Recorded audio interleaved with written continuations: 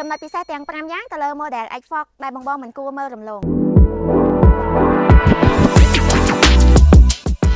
ចំណុចទី1តកតងទៅនឹងការ design ផ្នែកខាងក្រៅ design បែបយុវវ័យសម័យថ្មីមានភាពស្រស់ស្អាតបកកើតមានអំណាចស័ក្តិសមបំផុតសម្រាប់អតិថិជនដែលចូលចិត្តនូវភាពទំនើបស៊ីវិល័យចំណុចទី2ផ្នែកខាងក្នុងបង្ហាញពីភាពទំនើបស្អាតហើយក៏បំពាក់ជាមួយនឹងស្បែកស្ទើរតែគ្រប់ទីកន្លែងទាំងអស់អ្វីពិសេសគឺរថយន្ត X-Fox នេះបំពាក់មកជាមួយនឹងកៅអីពុកស្បែក2ជួរ5កៅអីដែលមានភាពធំទូលាយងាយស្រួលក្នុងការធ្វើដំណើរចំណុចទី3ម៉ាស៊ីនរថយន្ត X-Fox របស់យើងបំពាក់មកជាមួយនឹងម៉ាស៊ីនសាំង4ស៊ីឡាំង 1.5 លីត្រ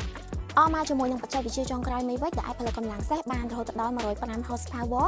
និងកម្លាំងរមុះដល់ទៅ141 Newton m អមមកជាមួយនឹងប្រអប់លេខ4វាអូតូ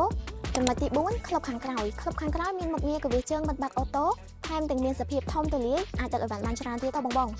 ចំណុចទី5ដែលជាចំណុចពិសេសជាងគេតកតងទៅនឹងតម្លៃរថយន្តនឹងដែរគឺមានតម្លៃត្រឹមតែ$30,000ជាងទេបងហើយឥឡូវនេះមានការប្រម៉ូសិនបញ្ចុះតម្លៃដល់ទៅ$3,000ជាងហើយដែលពិសេសមានការថែមជូនជាមួយនឹងស្លាកលេខវែងបំរាជើងមួយឈុតបូកជាមួយការបដូរប្រេងដល់ទៅ2ដងដែលអត់គិតថ្លៃទៀតអញ្ចឹងបងនៅចាំការទៀតឆាតចូល homepage ដើម្បីទទួលបានតម្លៃពិសេសទាំងអស់គ្នាអរគុណបាយបាយ